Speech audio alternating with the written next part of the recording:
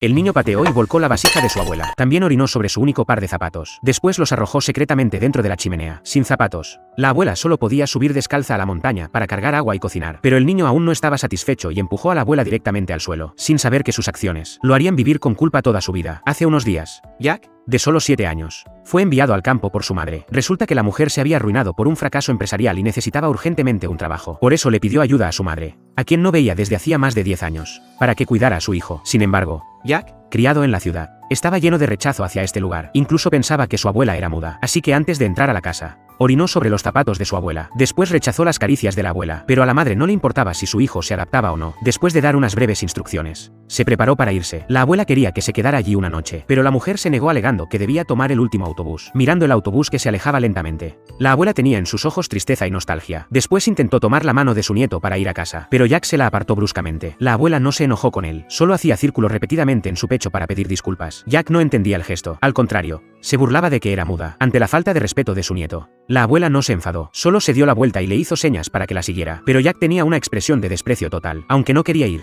al final tuvo que seguir a la abuela de vuelta a casa. A la hora de comer, Jack se negó a probar la comida preparada por la abuela. Solo comía la lata de carne que había traído consigo. Cuando vio que la abuela ponía encurtidos en su plato, inmediatamente sacó los encurtidos junto con el arroz y se los devolvió con asco. Incluso cuando la abuela sacó caramelos que solo comía en Año Nuevo, Jack los ignoró por completo. Perdido en su mundo de videojuegos, la abuela no entendía por qué su nieto la odiaba. Solo lo observaba en silencio a un lado. Limpiaba en silencio la habitación ensuciada por él. Recogía en silencio los juguetes esparcidos, incluso cuando el niño tenía miedo de ir al baño por la noche. Ella esperaba en silencio afuera bajo el viento nocturno. Poco a poco, Jack dejó de rechazarla tanto. Cuando la abuela necesitaba enhebrar una aguja, él le ayudaba a pasar el hilo, hasta que un día su consola se quedó sin batería. Entonces le pidió dinero a la abuela para comprar pilas. La abuela revisó sus bolsillos para indicarle que no tenía dinero, pero Jack no lo creyó y la persiguió pidiéndole dinero, sin poder hacer nada. La abuela volvió a hacer gestos circulares para pedir disculpas. Jack sospechó que la abuela había escondido el dinero. Al volver a casa empezó a revisar cada rincón, pero al final no encontró nada. En ese momento la abuela regresaba de lavar la ropa. Para desahogar su frustración, él pateó y volcó la vasija que la abuela acababa de lavar. Después robó sus zapatos y los ocultó secretamente. Sin zapatos, la abuela tuvo que caminar descalza por el sendero lleno de piedras cortantes para cargar agua y cocinar. Al regresar vio las palabras ofensivas que su nieto había escrito en la pared. La abuela no se enojó, solo soportó en silencio todo el resentimiento de su nieto. Por la noche,